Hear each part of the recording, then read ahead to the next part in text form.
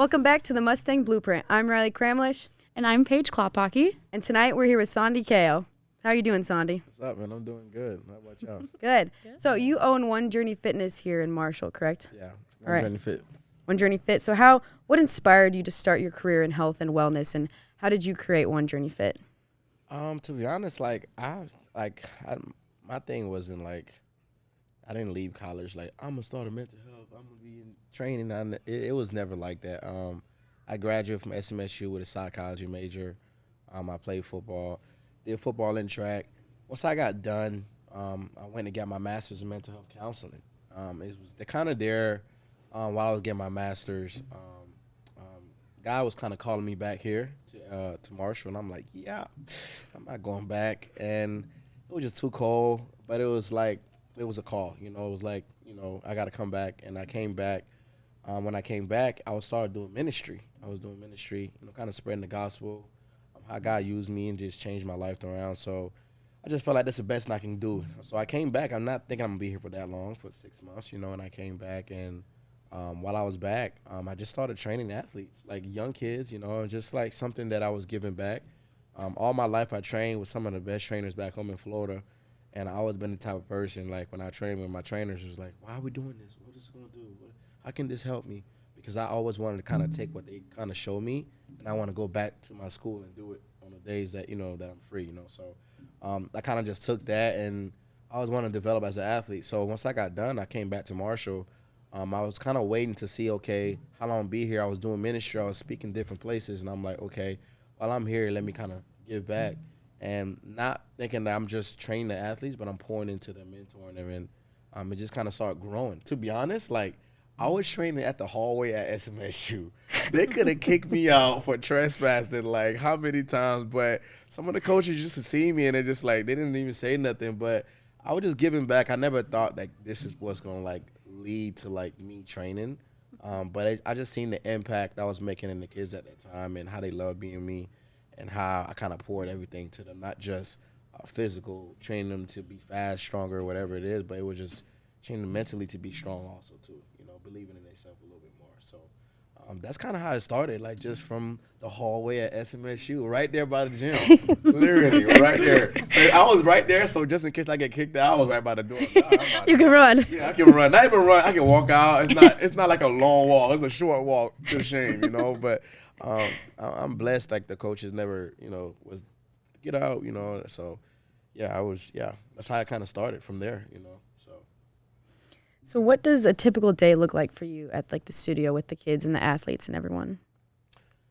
A typical, what do you mean, on my day? A typical day where you're working out. Do you have workouts in the morning with athletes or kind of all day? Yeah. So my typically a day for me, Monday, Wednesday, Fridays usually my crazy days. Tuesdays and Thursdays kind of like my chill days, but it pick up in the kind of later in the evening, later in the afternoons.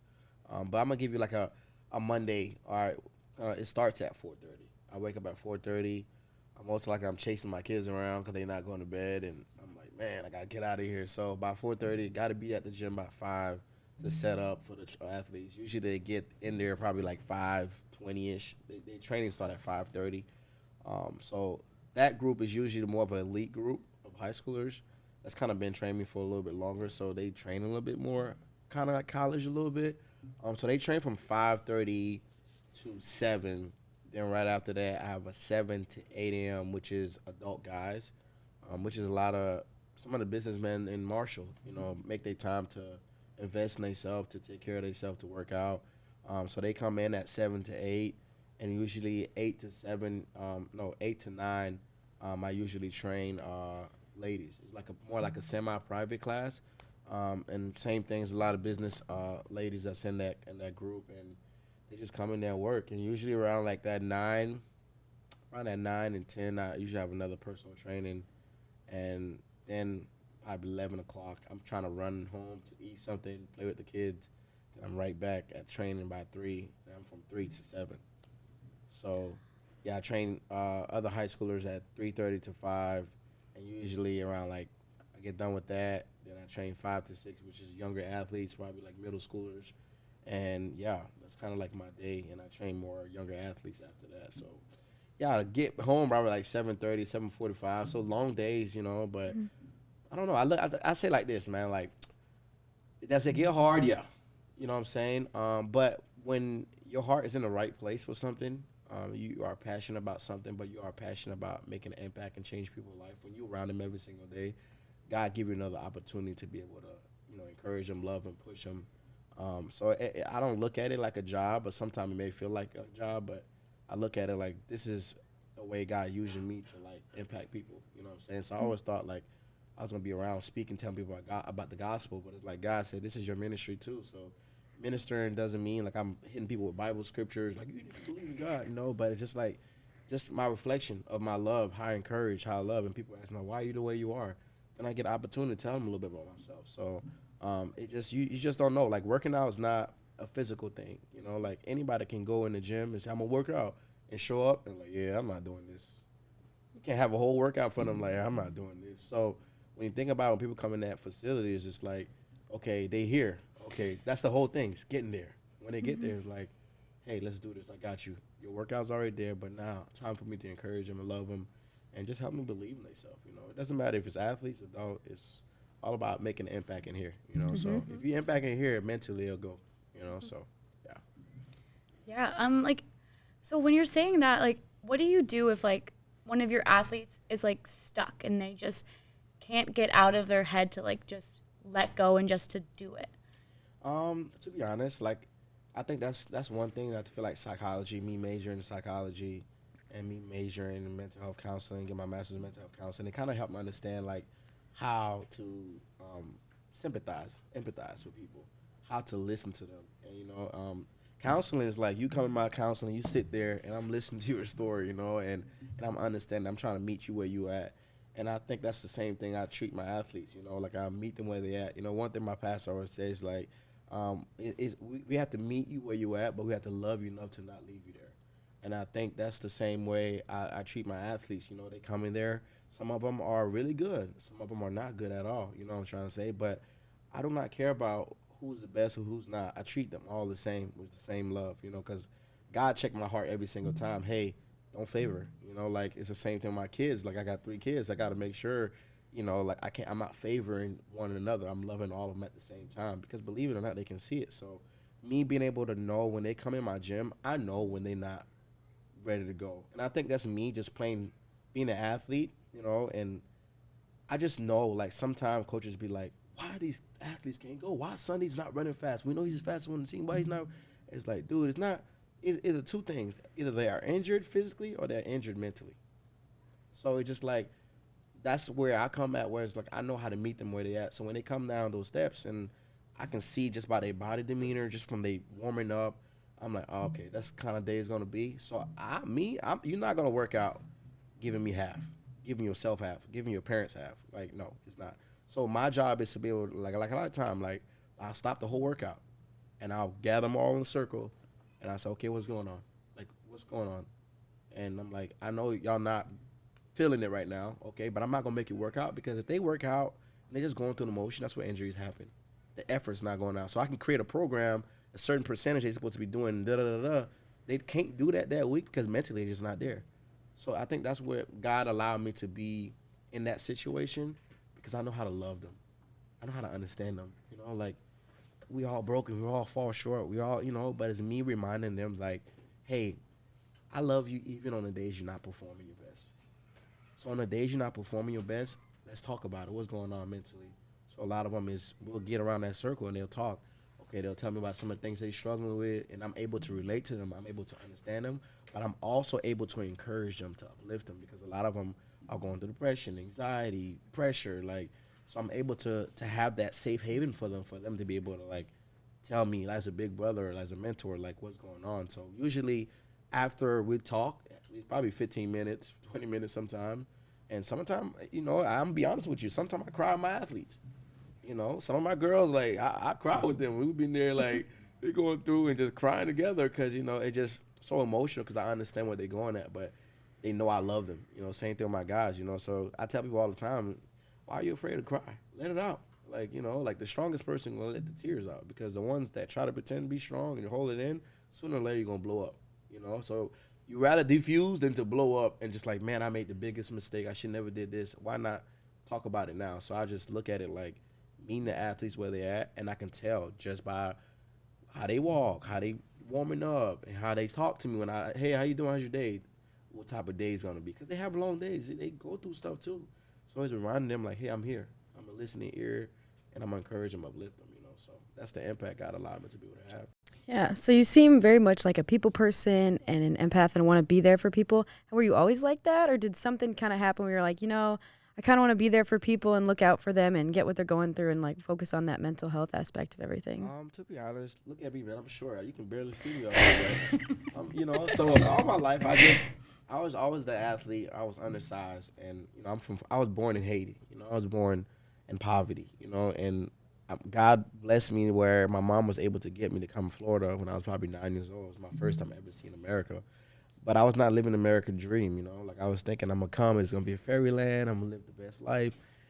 And my mom was working dead-end jobs. She was a single mother. It was a single bedroom. I slept in the same bed with her, and it's just like, I just seen how hard she was just slaving, just working every day. And it's just like, I didn't have a father figure. I didn't have my mom home encouraging me, uplifting me, and making an impact in my life. But she did the best that she could, to provide, to make sure I was eating, So all my life I just always been chose last, what I'm saying? Like we'd be in playground, I didn't speak English at that time, I came from Haiti, so a lot of kids will pick on me. A lot of kids will choose me last in football because I was small, So it just got to a point, at one point in my life, in high school, I just said, you know what? A lot of people don't believe in me, just because of my background, because of my height, because where I come from, I don't have money, and whatever it is, like, I just got to the point, it's like, I'm going to start investing and believing in myself, and nobody else is going to tell me no, I'm going to tell myself yes. So I just started believing in myself because, believe it or not, I didn't have a father to go to uplift me, So I think it's just me realizing when I was in college, I was homeless in college for almost 2 years in junior college in California. I lost everything. And when you lose everything, you learn who's your everything. And God became my everything at that moment where I was not searching for God in a religion, but I was searching for God in a relationship because it made me realize, like, I don't have to be perfect to come to him. I can be broken, homeless, unwanted where I'm at, yet this man still came and loved me, So for me to feel and understand that love that he paid that for me on the cross, like, it reminded me that I have to share that same love for others to be able to see. Because at the end of the day, it's like, we all struggling, we all battling, and we all got this image like how we're supposed to be. But God is just like, I just need you to be what I called you to be, not perfect, but broken. I'm gonna love you just where you at. So I think me learning, my brokenness and my struggles and my trials, like it was hard for people to love me in those moments. And for me to understand, like, God will want me in those moments, it's the same way I want people to understand, like, I want them in the moment. Why? Because I want them to reflect. I want to reflect that love to them, that love of Jesus to them. So uplifting them, encouraging them, because believe it or not, man, it gets tough. Whereas, like, man, like you hit rock bottom, and just like, who's there to pick you up? When you calling your friends, nobody picking up the phone. You're homeless. You're like, I just need $5 to eat. Nobody's picking up the phone. Nobody's willing to help you. My mom working dead-end jobs. Like, I'm in junior college. I put myself in that situation. But at that moment, I think that's when God came and kind of rescued me and changed my life and put people around me to kind of help me. And I was able to get a scholarship and leave out of there, and I was so blessed. But I just kind of took that, wherever I go, like, I don't have to be a Florida boy. Like, Florida boy, where I'm from, is like, it's like you see a Florida boy is like, you from Florida, I ain't vibing with you. I ain't cool with you, And I think the world's like that. If you ain't from the Southwest, you ain't a country boy, you ain't this, you ain't that, you ain't a Texas, like, I'm going to hang with the people that fit my culture, that fit. And God had to remind me, like, who cares where you at? It don't matter where you at. Like, reflect, love everyone the same, and it don't matter where I'm at. I just kind of reflect that love, to people, So I think that's where it kind of came, just me always being picked last, me always, things that I went through, I overcame. It's just like, it was because of God's grace I was able to overcome it. So it's like, everybody need grace. Everybody need mercy. Everybody need love and forgiveness, you know what I'm saying? So however I can reflect that when I'm around people to encourage them, man, I'm going to do that, So when I leave this world, guess what? I can't take the gym with me. I can't take none of the weights. I can't take nothing with me. When God look at me like, what the impact you made in the time. We all got time slots. When your time is over, it's done. But God put you here for a reason. It's the impact, As an athlete, you that impact. You score home runs, like, boom, boom, and they ask you in interviews, like, hey, girl, like you went crazy today. Like, yeah, I did, but I want to give glory to God first, but it's young girls looking after you. I was not the best athlete on the baseball field, but you know what? Like, I tried, I put God first, and now you got other young, girls that don't have nowhere to go play softball, don't have the support system, So now they watching you, you encourage them, like, man, I can do it. Like, you are an impact, Everyone is an impact of what you're doing. It doesn't matter if you're just playing sport. It can be whatever you're doing. Like, coming from nothing, coming from a home where nobody had a degree, and you was the first one that got a degree. That's an impact, where you can impact others to be able to do the same thing. So I think my life represent me just encouraging people, So you like to connect with people. Has there been a time where you have just seen greatness in somebody and they just don't see it in themselves? Or they just you're telling them all this and they're hesitant and they're resisting that they're wanting to just believe in themselves and go after and do something? I think we all have that in us. I think we all have a moments in life where we just like, I don't know if I can do it. This workout kind of hard. I got to wake up to workouts, and I got class, I got this, I got that. College is hard. Life is hard. So I think everybody, just for my adults, a lot of them guys are businessmen, multi-millionaires, like they running businesses and they going through a lot where they got responsible for all these clients, all these people. And it's a lot, but for them to make the time to come in there, and in those days, like, they feel stressed, they feel overwhelmed, they feel down, like, I just come over and give them a hug and encourage them, love them. Like, I think everybody go through this moment where you feeling down, you don't feel motivated, you don't feel like you can, but I think it's just being able to meet those people there. It's like, hey, we all go through that, but let's grow through that, you know what I'm saying? Like, I think that's one thing I would tell people, man, like, don't just go through it, grow through it, you know what I'm saying? Like, don't just go through the motion. Like, why God is putting you through that situation is for you to grow through it, not to just go through it, So I think a lot of us get to a point where we just go through things like, oh, I'm just going to let this be. The way I'm feeling, I'm just going to let it be. I'm not smart. I'm not strong. I'm not fast. I'm just let it be. I can never go to college for basketball or football. So I'm just going to be mediocre in my workouts, mediocre in everything that I do. And that's where the failure comes at. That's where the potential of those athletes will never amount because they shut down those moments in their mind, so they just went through it.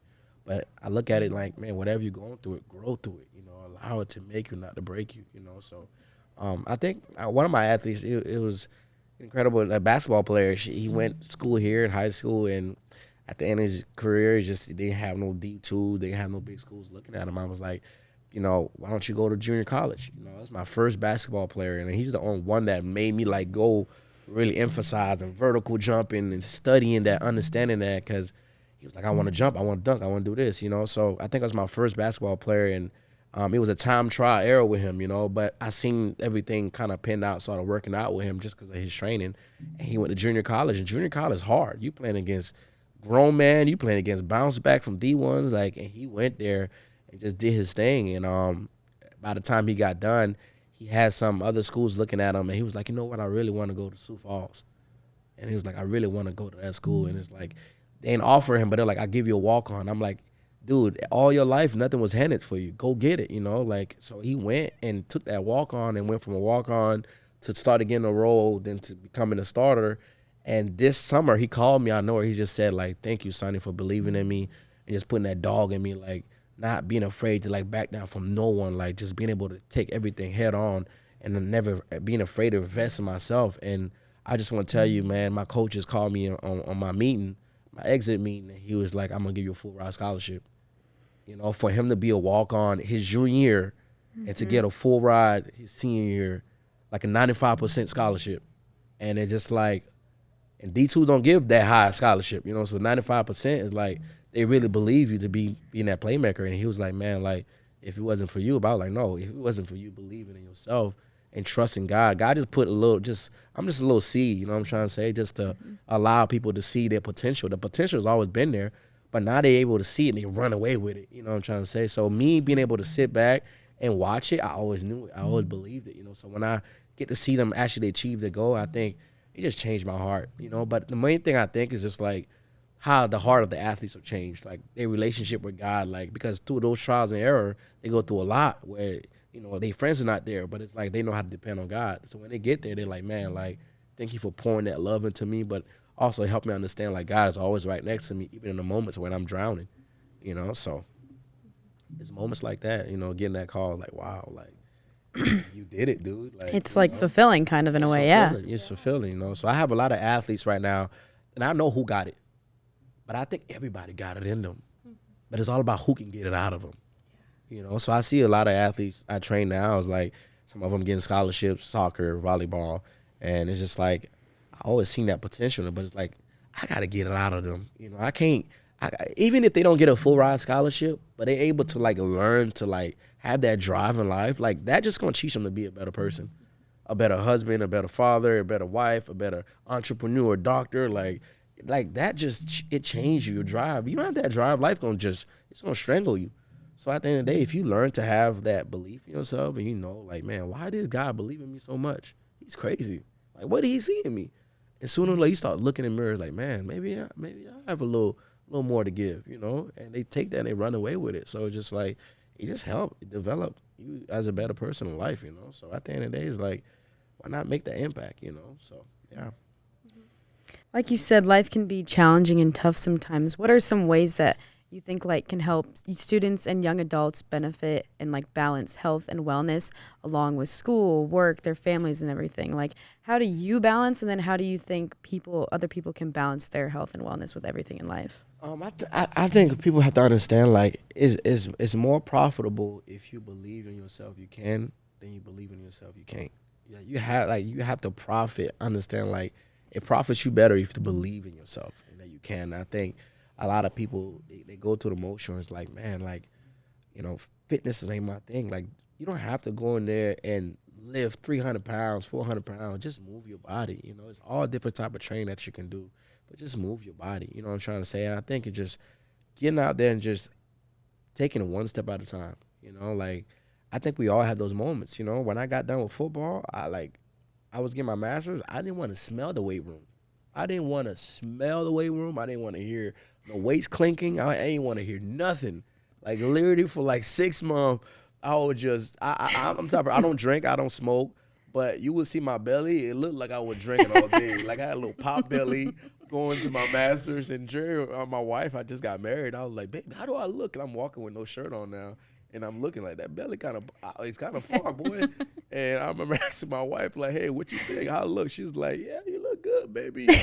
And I'm like, is she lying to me or so? But I knew what my body looked like when I played football. But I had 6 months, I let it go. But I think I just started having a lot of issues. I think a lot of people have to understand, like, when you start feeling a lot of aching, a lot of your body don't want to move, you having all these different pain in your back, like, you got to start moving. You got to start eating better. You got to start taking care of yourself because something is happening. But I think, if we forget, like, whatever mentally is happening inside, it shows in your body.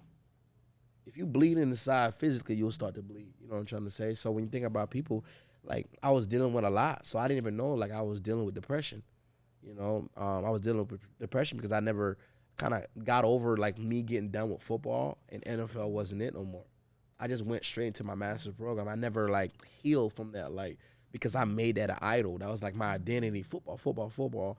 And once I got done, it was like next to the next thing. I never got to really deal with it. So the weight room was what I wanted. I didn't want to go to the weight room. I didn't want to go work out. I didn't want to like be encouraged, nothing, because it's like, okay, like football, then I didn't get to NFL. Like that was my end goal. And it's just like, it didn't happen. So it's just like, why would I go work out? Like, why would I go in the weight room? Like, what I need to work out for? And I realized that pot belly had to go, like, that was one thing. But while I was getting my master's, I started having a lot of back pain. I started having like really bad headaches. And I remember going, and like a lot of people facing that right now, where they have a lot of back pain, headaches, and like they go to doctors. It's just like, what's going on? And it's just like they didn't know what was going on with me. And I think when I went, and they gave me a pill to kind of like learn to relax my traps. And I was holding a lot of stress in my shoulders.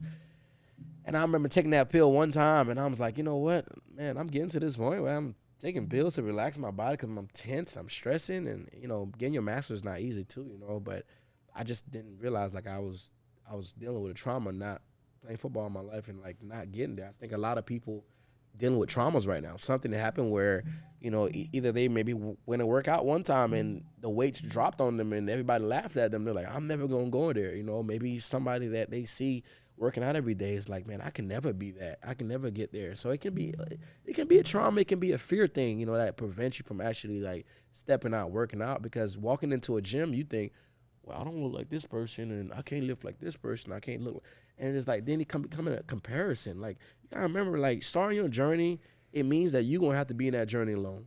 So which means you're gonna have to close off everything else on the side and stop worrying about what people think about you, what you can lift, what you can do this. It's just like just take the step one step at a time. And I think that's what I did. Like for me, people look at me, you've been working out all your life. No. Like I'll hit that point, pop belly, 6 months, don't even touch no weight, nothing, just eating good every day. And I just got to the point I was just tired. And that was my last time picking up that pill. And I was like, I know what I got to do. I just got to work out. I got to move. And I think once I started doing that, I never took that pill again. And I just started taking care of myself. But you know what? I'm going to be honest with you. Like when I made my mind, like I'm going to start working out, it was drenching. It was like, I ain't going to work out. I'm not. It was by myself. It's hard to start that on your own, And I was like, you know what? I'm gonna just walk on the treadmill, and I'm gonna put my time on. Okay, my alarm went off. I was supposed to wake up at 6:30. My alarm went off, and I looked at my time, and I was like, yeah, I ain't got my shoes. I ain't get everything prepared. I'm just gonna go back to sleep. It went on for like 3 days like that, and it went to the point where it's like, okay, Sonny, if you don't keep this excuses like you ain't get ready before that, how about you go to sleep with your workout clothes on? Yeah, I should do that. So I'm feeling good at night, right? I put my clothes on. But, I put my shoes on, everything. Wife was looking at me, what in the world is wrong with you? I was like, I gotta motivate myself. I gotta get up somewhere, somehow, because I'm not a morning person. So I just need to get up and go. And literally that next morning, I got up and alarm went off. Like, yeah, I ain't got my clothes. It's on me. I'm like, what's stopping you now? Like, what's stopping you from going? It's just like, I just got to get up, put my feet on the ground and go. And I think it just went from me walking on the treadmill for like 10 minutes to the next day 15, the next day 20. I'm like, maybe do some curls a little bit, maybe do a little abs. So it took like literally 3-4 weeks for me to get in the groove and routine of like wanting to work out. Because at the end of the day, you become, ashamed. You became like, man, I let myself go. And I think a lot of people know and feel and see that. Like, I let myself go, but what are you going to do about it? We all let ourselves go. We all fall short, right? But what are you going to do about it? Like, at the end of the day, like, the only person that can change you is you. And at the end of the day, nobody else can. So at the end of the day, it's like, I tell people all the time, you worrying about so much people, what they think about you, how you look around them, da-da-da. When you lay in your deathbed, who's going to be there? Not them. It's going to be only the people that care and love you. So the people that's care and love you and say, hey, you got to take your health a little bit serious, da-da-da. They tell you that, that's when they care about you, like you lose yourself a little bit. So take that. But I just think it's like taking a chance on yourself and just saying, you know what, I'm going to get active. So it's just like taking a membership, maybe going there slowly, just doing a mile walk, or just like maybe just going outside and just walk in nature for an hour, you know what I'm saying? Just enjoy life. Don't put that pressure. I think that pressure as an athlete, you got to work out. We need to shred down. But this, I tell people all the time in my gym, like, do this because it's a lifestyle. And I think that's why I had to understand when I got back to working out, I wasn't training to like play football no more. I was training for a lifestyle. So I want to train to move good, to look good. Like, I don't want my athlete just to be dogging me out. I don't want to have kids and I'm like 50 years old and I can't even go up the stairs, or I'm racing my kid. I'm like, oh, my back. No, I'm going to be that 50-year-old still fast, still moving. But what I'm going to do now to prepare that for later? Staying active, taking care of myself. And that's what people got to do. It's just like, you don't want to be 50, 60, right? I see them 60, 70 years old moving, working out. I'm like, man, I want to be like that. Like, I got a 60-year-old, 50-year-old, like 60-year-old lady in there, like, that train in my gym, can lift 260 pounds, can move, mobility, range of motion. She wake up, like, she do a lot of, like, yoga. She come in there, like, she was like, I don't know if I can work out with your girls. I'm like, just come try it out, man. Dog, just a dog, just got it. She's like, moving the weight. But she started. She's the type of person, she zoned out everything, and she just like, I'm just focusing on me. Now she went from here, here, here. I'm like, man, we got to get you on the camera one time, like, cause she's such a motivation, and she's so strong, she's so positive. She run around everybody on the gym. Oh yeah, she knew she could do it, and she could do it. She don't care, but she said age is nothing but a number. I'm not here to feel it, the aging happening. Nope, I'm gonna be moving. I got my daughters because she got daughters. She's like, I got my daughters. I want to make sure I'm there for them. I'm able to run around with them. I'm active with them. Like, I want to make sure I'm still here. So the question is, like, do you want to still be here at a certain point? You know what I'm saying? So it's just like, it starts with just taking the step and just taking care of yourself. You know, it matters. Eating better, I think a lot of people, what I had to learn too, is just like, don't go in the weight room killing yourself if you go home and put that trash right back in your body. You can go and burn 500 calories, but you go home, the nutrition is there. You're just wasting your time. You know what I'm trying to say? So I think when you understand, like, how to make 50-50, eating and working out, like, it becomes a lifestyle where you still can lose weight if you're in a calorie deficient. Like, you still are, it's happening, you know? So you don't have to stress so much, you know what I'm saying? So I think it's just being able to make that a lifestyle and knowing that it's your life. You know, what kind of style do you want to live? You know, like, you want to be old man, old lady, or you want to be active, or you want to complain about pain all day? Like, a lot of people complain. I got chiropractors that train in my gym. They tell me all the time, like, people come to me almost 3 times a week, 4 times a week. And it's just like, I don't know why, because I have a lot of chiropractors that care about people, you know, like, man, why don't you just move? Just work out. Like, yeah, I don't got time. I work, I do this. It's like, but they come home, they get adjusted, and they go right back hunching and doing this and laying and being lazy and not moving. So it's just like, they can't fix you. You got to, fixing just don't happen like this. It's, you have to consistently just move. Move. Your body want to move. God made you to move. Not for you to stand still and not do nothing, you know? So, yeah, that's how I look at it. So I see on your polo you've got your logo of your business. So how did you come up with One Journey Fit?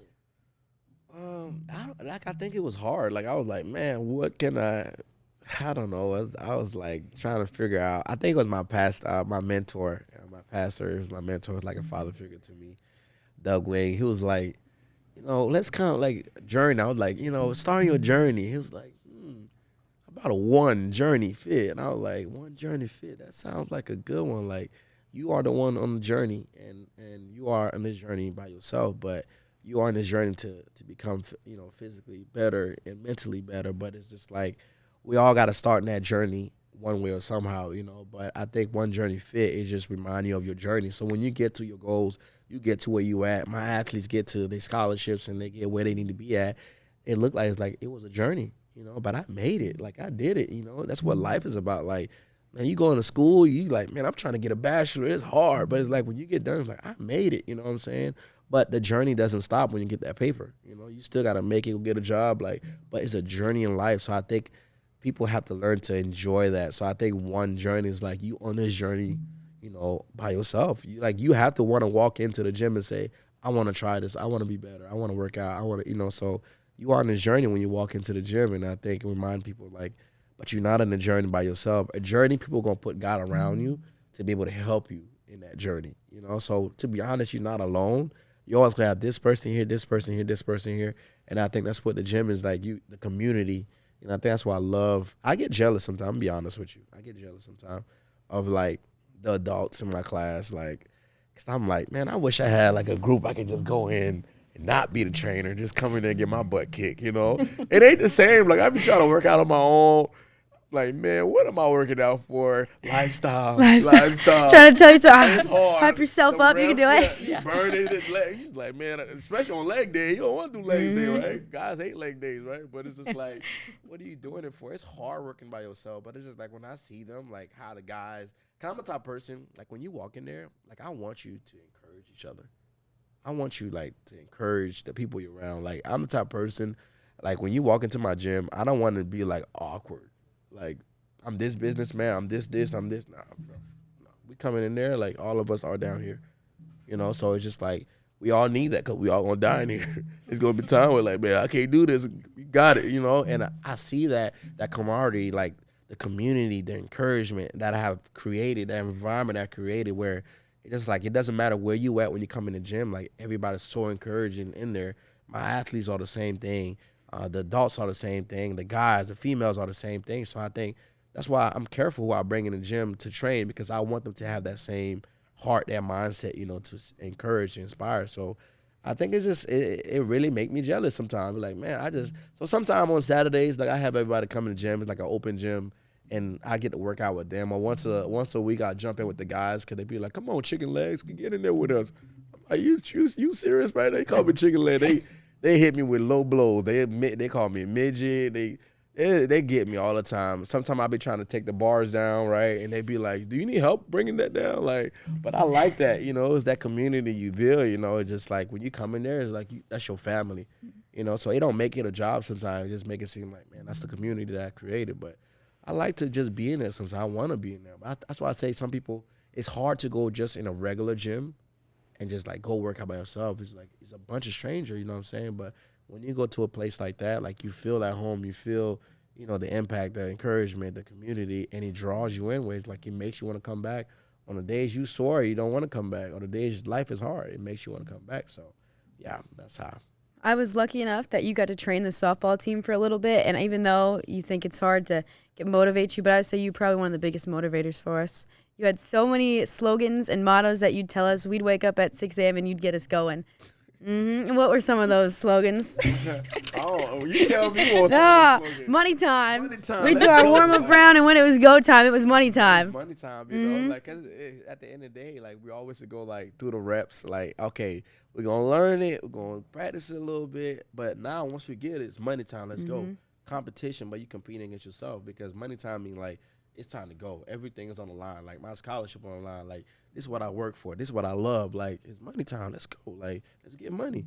So I think, man, working with y'all was inspiring. Like just for Coach to even give me that, the opportunity. I love Coach B. Like that's like one of my favorite coaches because she really cares about y'all. She really cares about developing y'all, not just as a athlete, but also as a person. I think when I see something like that and somebody give me an opportunity to help y'all at that moment and seeing y'all develop, and y'all was one of the fastest girls in the NSICU. I'm like, man, y'all still in bases, but y'all was special, and y'all still special. And I think I was just inspired just to be able to be around y'all to encourage y'all in the moments where we all needed it, So.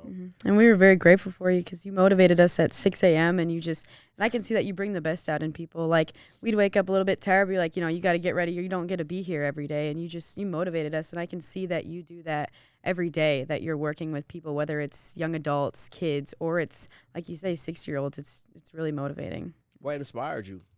What inspired me? Yeah, during that time, like what you got out of that whole training session. I'm asking you. Now you're the host. Now you're. Like, what inspired you? Like throughout, like what did you learn? What did you learn throughout that session? Me being around, like some of the things you can take and like to be able to give to athletes, to give to other people around. Like what's some of the things you got from me at that moment? I think every day you just showed up.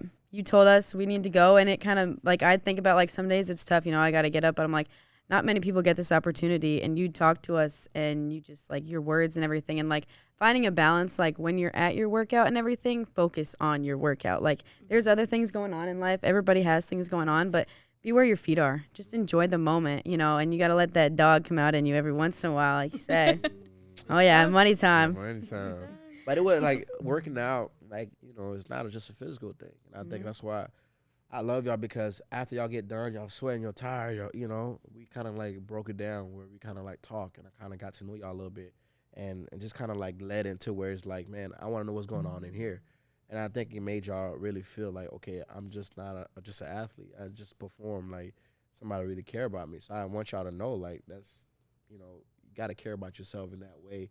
But it allows you to be able to love your teammates the same way. After a hard workout like that, you're like, man, I'm tired. But you're like, man, you can put you around your teammates. Like, hey, we did it, girl. We did it together. Like, we can do anything. I think it just kind of prepare you for the season, prepare you for life. But also just prepare you to, like, know and love your coach, too. Coach should go through a lot, too, but you're able to put your arms around coach sometimes. Like, man, coach, I'm going to run that mile you told me to run because I was tripping today. But I just want to tell you I love you, man. Like, I think it's the small things like that you can do, for your coaches, for your teammates. That will make a big impact in their life to make them feel like, they just not just anybody, just on the paper. But it's like I have a family, I have somebody to be with. So I think that's what I try to bring out of y'all, because y'all mean more to just being an athlete, y'all love, you know what I'm saying? So when you are loved, you don't have to strive to receive that love. It's already there. Like Christ, he died for you on the cross, not for you to reach for it, but it's there, it's up to you to receive it and grab it, so yeah. Mm-hmm. So we're kind of wrapping up here. What's one message that you would want to leave young adults and kids, just to how can they stay motivated to achieve their goals and to find their purpose in life? I think it's just like finding your purpose. I'm gonna tell you this. Let me be honest with you. finding your purpose. I think a lot of people are like, man, what's my purpose? What's my purpose? And a lot of time we find our purpose and looking at somebody else's purpose. Like, who are you? Like, okay, what do you want to do? What impact do you want to make? I think I tell people all the time, it's just like your purpose would never amount. The good that you do in your purpose would never amount to your bank account. Your purpose and the amount of good you do behind the scene will never amount to your bank account. But the bank account in heaven is full. That's how I live my life. You know what I'm saying? Like, I don't have to like strive to like do this and do that, because I think sometimes purpose can be a purpose where we're just driven for money, and that's the wrong purpose. You know what I'm saying? Like you think about business. Like, if you have a purpose, you want to start your own business, start your own thing, like get going, start your own fitness journey. Like, it's gonna be hard. Like, if that's the only thing that motivates you is money, it's the only thing that motivates you is this, the wrong thing, then that purpose is not gonna last long. So a lot of time your purpose is like on the days is like that's hard, on the days that you don't want to do it, you go and do it because you know the impact behind it. You know, like, I'm doing this not because I want just this end result, but every day I'm striving to be better, make people better around me. And I think when you make that your lifestyle, it just become a purpose where it's just like, that's your life. Like, you don't have to like strive. It's just, you're not checking. I tell myself all the time, like, my purpose doesn't define physically what I do. You know, like what I do, the impacts, like you just said, with my athletes, like nobody sees it until they are around the athletes or they hear it. You know what I'm trying to say? I don't advertise it, but it's like, it's the same thing. It's like a lot of us want to advertise what we're doing right away, but you can't really advertise what you're trying to do right away if you don't believe it in yourself. You know what I'm saying? I think it just, I tell people all the time, I heard this quote, it was like, you know, like, don't tell somebody, you know, don't tell somebody your dream, you know, like a dream that's big enough, because easily, like, that person can have a small mind, they can't process it. A big dream, you tell somebody, like, they have a small mind, they won't process that big dream. You know what I'm trying to say? Like, they'll try to downplay it. And I think it's just like, if you believe internally in your dream and your purpose, what you doing, that's all that matters. You don't have to get people on board. People will get on board for you because they know, like, what you're doing, the passion behind it, the love behind it, the drive behind it. Like, when they start to see you, like, that brand, whatever you are running with, they start to invest in that because they investing in you. And I think people strive to their purpose and they try to get people investing in them, but it's like, have you invested in yourself internally? Have you invested in yourself with confidence? Have you invested in yourself, like, doing the things behind the scenes to set yourself? Are you getting your certification? Are you not just reading the books and actually doing the training? Are you creating programs? Are you doing it yourself? Are you like, it's not just go out there and just like, oh, I want to do this. It's like, what's the why behind it? Why are you doing what you do?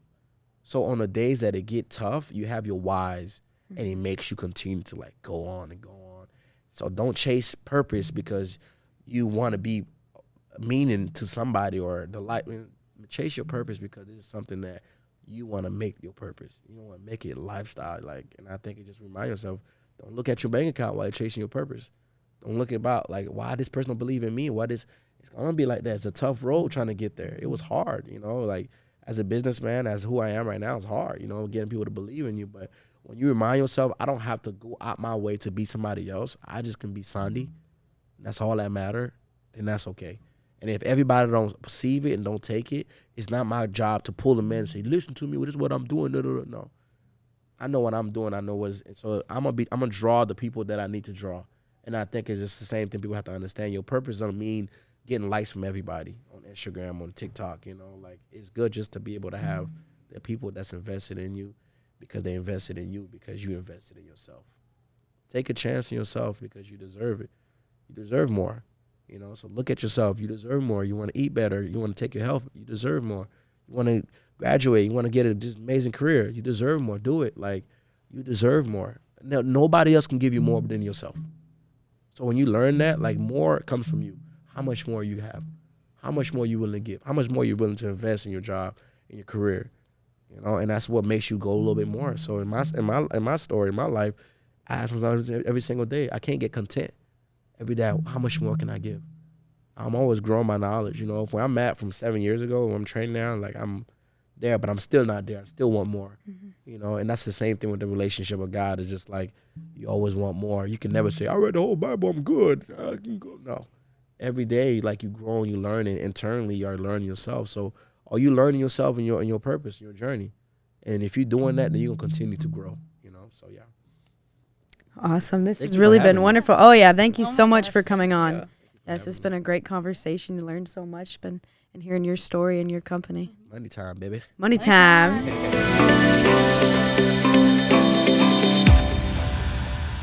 Is it different, like transitioning from back home and then coming to here? Like, is that a big change to you?